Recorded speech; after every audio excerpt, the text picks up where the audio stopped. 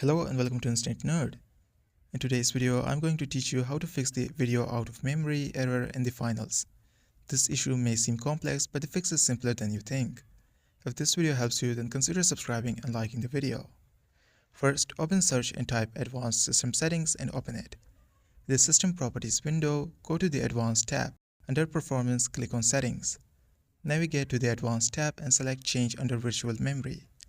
Uncheck the box labeled Automatically Manage Paging File Size for all drives. Select your system drive, usually C, choose Custom Size and calculate the value based on your system's RAM. Initially, multiply your RAM by 1024.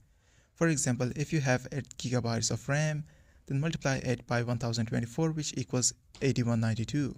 For the maximum size, multiply the minimum size by 3.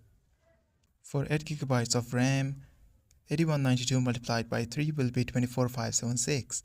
I have 24 GB of RAM, so I'm gonna multiply 24 by 1024 and set it as minimum size, and then multiply it by 3 and then set it as maximum size. Enter these values into the initial size and maximum size fields. Click Set and then OK to save the changes.